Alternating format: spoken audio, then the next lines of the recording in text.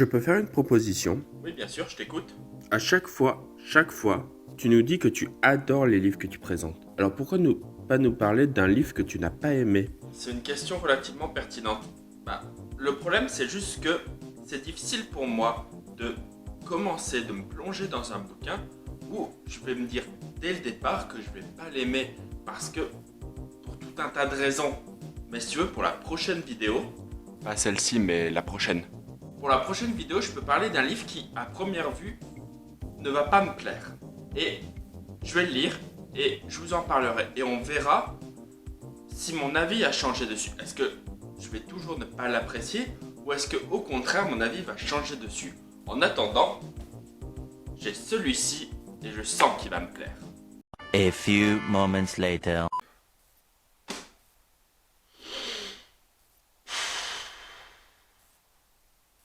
Foutu bouquin. Bonjour et bienvenue dans ce nouvel épisode de La Bibliothèque de l'Histoire, l'émission qui vous parle de livres traitant d'histoire, et je suis accompagné de la voix venant du ciel qui me demande toujours trop de choses. Coucou les gens, et je fais ce que je veux. Dans l'émission d'aujourd'hui, nous allons parler du livre Le ciel de la chapelle Sixtine de Léon Morel, publié aux éditions Pocket, et traduit de l'allemand par Lydia Beutin. Enfin écrit comme ça. Léon Morel est un écrivain et scénariste allemand né en 1967 dans le Land de Hesse. Il étudie la musicologie, la littérature et l'anglais à Berlin. Son intérêt pour Michel-Ange et la Renaissance le pousse à écrire Der Sixtinische Himmel qu'il publie en 2012. Et ouais, 8 ans d'allemand. En français, cela donne Le ciel de la chapelle Sixtine et il le publie sous pseudonyme. Parce que oui, Léon Morel n'est qu'un pseudo. Quel est son vrai nom et prénom alors? Aucune idée. Mais parlons plutôt du livre, parce qu'on est là pour ça. Faisons quand même 609 pages, sacré bébé quand même. Il raconte l'histoire d'Aurelio, un jeune et beau garçon qui, après avoir perdu sa famille de façon tragique, va à Rome pour rencontrer et se mettre au service du plus grand artiste à ses yeux, Michel-Ange. Michel-Ange à qui on vient de confier la réalisation de la fresque du plafond de la chapelle Sixtine. Si certains personnages ne sont pas historiques, notamment Aurelio, Michel-Ange et son œuvre sont bien réels. Construite entre 1477 et 1483, la chapelle Sixtine, du nom du pape qui l'a fait construire, Sixte, est bâtie pour être la chapelle principale du palais du pape au Vatican. Depuis sa finition, elle accueille les conclaves qui élisent le nouveau pape.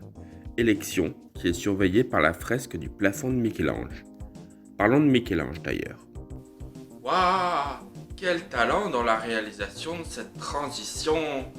Michelangelo di Ludovico Buonarroti Simoni est né sur le territoire de la République de Florence le 6 mars 1475 et meurt à Rome le 18 février 1564. Considéré comme l'un des plus grands artistes italiens de la Renaissance, c'est un sculpteur, sa vocation principale, mais aussi un peintre et un fresquiste. Parmi ses œuvres majeures, on compte le David, la Pietà, mais surtout le plafond de la chapelle Sixtine. Et c'est la réalisation de cette fresque qui nous est racontée au travers des yeux d'Aurelio, au milieu d'intrigues politiques et romantiques. Et on va se mettre d'accord tout de suite sur un point. Sur les 609 pages, j'ai adoré jusqu'à la page 400 environ. Et j'ai bien aimé jusqu'à la page 550. Le reste par contre, et après je me suis senti trahi par le livre, qui a balancé aux oubliettes tout l'attachement que j'avais au personnage. Bon, on va en parler. Bon, je vais le rappeler par contre, encore une fois, cette émission ne parle que de mon avis. Une fois Aurelio arrivé à Rome et entré au service de Michel-Ange, un espèce de triangle quatuor amoureux se forme entre Aurelio, Margherita oui, comme la pizza, Margherita, Aphrodite et Michel-Ange. Bon, parmi ces quatre-là, seul Michel-Ange est un vrai personnage historique. Les autres n'existent pas. Aphrodite aime Michel-Ange, Michel-Ange aime Aurelio, Aurelio aime Margherita. Non. Bon, exact, correction. Au bout d'un moment, il n'aime plus Margherita, il aime Aphrodite. Il a préféré l'amour à la pizza. C'est son choix. Et est-ce que vous avez envie de vous attacher à ces personnages? Évidemment, parce qu'on est avec eux, on en baffe pour eux devant la tâche titanesque et ce qu'ils essayent tous de réaliser, la difficulté de la vie à Rome. Rome, c'est, comme on le dit le livre, je cite, « Voilà Rome, la ville qui se nourrit de son passé et qui souffre de son présent. » C'est pas le fun de vivre à Rome. Donc il y a ça, la vie, enfin les problèmes de cœur d'Aurelio, la réalisation d'une fresque titanesque au plafond d'une chapelle, Margherita qui essaye de se faire une place parmi les courtisanes de Rome, un tiers des femmes à l'époque sont des courtisanes, ça pose là le niveau de luxure de la ville, Aphrodite qui essaye de se libérer de tout ça, Aphrodite c'est la maîtresse du pape, mais personne n'a le droit de la voir, personne. Et enfin, il y a la douleur, vraiment, c'est ce qu'on ressent à travers tout le livre, la douleur de Michel-Ange qui, au fond de lui, sa vocation c'est d'être sculpteur et donc de se transformer en fresquiste, donc devoir faire une fresque, c'est une vraie douleur pour lui. Eh bien, tout votre attachement pour ces personnages, vous pouvez les foutre à la poubelle parce que on n'en a rien à faire. Moment spoiler, vous avez quelques secondes, le timecode s'affichera ici, si jamais vous voulez pas être spoilé. On est entre gens qui veulent être spoilés, bande de chenapans. C'est parti. Michel-Ange souffre de ne pas pouvoir faire de statue, Aphrodite lui commande une statue. La statue détruite à la fin. Il souffre de faire une fresque, dès que la fresque est terminée, on lui offre plein de statues à faire, il déprime. Aurelio qui est perdu entre ses sentiments pour Margherita, oh bah Margherita à la fin elle retourne chez son mari qu'elle n'aime pas, ses sentiments pour Aphrodite, Aphrodite à la fin meurt cramée sur le bûcher façon Jeanne d'Arc, et ses sentiments pour Michel-Ange, parce qu'il en a quand même quelques-uns, on s'en tape parce qu'à la fin, quand Michel-Ange retourne faire de la sculpture, Aurelio était venu apprendre la sculpture auprès de Michel-Ange, on s'en tape parce que Aurelio retourne dans la grange de sa famille, enfin ce qu'il en restait, parce que son frère est mort et donc il doit épouser la femme de son frère. Femme de son frère avec qui il n'a eu aucune interaction, et donc on se demande bien pourquoi est-ce qu'il y va, mais je pense que le livre te dit juste parce que pourquoi putain de pas. Et c'est frustrant. S'énerver ça donne un peu chaud, donc pourquoi ne pas nous calmer en lisant un petit peu. Pourquoi pas le moment où la bottega, c'est-à-dire l'espèce de famille, la sorte de famille, c'est-à-dire un regroupement d'artistes et d'assistants qui vont aider Michel-Ange dans la réalisation de la fresque, découvre la fameuse fresque. C'est parti. Comme je ne trouverai pas forcément toutes les illustrations correctes pour chaque personnage du dialogue, je vais trouver ce que je peux pour vous aider à le suivre. Bref. Page 213. Seulement, pour être sûr que j'ai bien tout compris, Granaki s'essuya la sueur des tempes et commença à compter.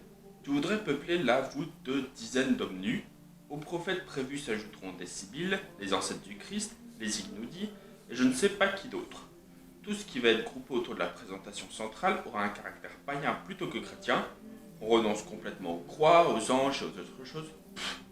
Raphaël peut s'en charger, remarqua Michel-Ange. Et pour terminer, on aura affaire à, comment tu dis déjà, une architecture en trompe-l'œil polycentrique. Il avait arrêté de compter et s'épongea le front. Tout ça sur 9000 pieds carrés, et justement dans l'église où on élit le pape. Granaki baissa les bras et secoua la tête. C'est de la folie. Tu es fou. Qu'est-ce que ça a à voir avec l'esquisse demanda Michel-Ange. Vous voulez, avec une seule fresque, Sangallo soulignait chaque mot, ébranler toutes les conventions artistiques des 100 dernières années. Je ne veux rien ébranler du tout, dit Michel-Ange en l'inspirant difficilement. Je voudrais seulement ajouter du nouveau à ce qui existe. Et maintenant, faites-moi enfin la faveur d'oublier pour un moment les conventions, et Jules, et l'Ancien Testament, et regardez tout simplement l'esquisse. Tous étudièrent une fois de plus l'esquisse. Ce fut Bastiano qui rompit le silence. Révolutionnaire. Bon, ça s'est peut-être vu dans la vidéo, mais la fin m'a extrêmement déçu. Je pensais lire un livre qui m'avait accroché, attaché à ces personnages, et que j'allais encore pouvoir vous présenter un livre qui, encore une fois, m'avait plu. Raté, mais bon, Pour la prochaine vidéo, pourquoi ne pas faire l'inverse? Comme je l'ai expliqué en introduction, partir d'un livre qui, à première vue, ne va pas me plaire et voir ce que ça donne. Mais ne vous inquiétez pas, après celui-là, nous aurons tant d'autres livres à voir. Tant d'autres dont je vous parlerai dans les prochains épisodes de la Bibliothèque de l'Histoire. Merci d'avoir suivi aujourd'hui et à la prochaine. Salut, merci d'avoir vu la vidéo et on va pas se mentir, j'ai un peu chargé le livre, mais je vous ai dit ce que j'en pensais, ce n'est que mon avis. Sur Babelio, il a une note de 4,12 sur 5 et sur la FNAC et sur Amazon, il a une note de 4,5. Donc, si jamais cette période vous intéresse, la Renaissance, Michel-Ange, procurez-vous-le et faites-vous votre propre avis. Sur ce, je vous souhaite une bonne journée, bonne fin de journée, bonne fin de soirée, quelle que soit l'heure à laquelle vous regardez cette vidéo. Et je vous dis à la prochaine pour la prochaine vidéo. Salut!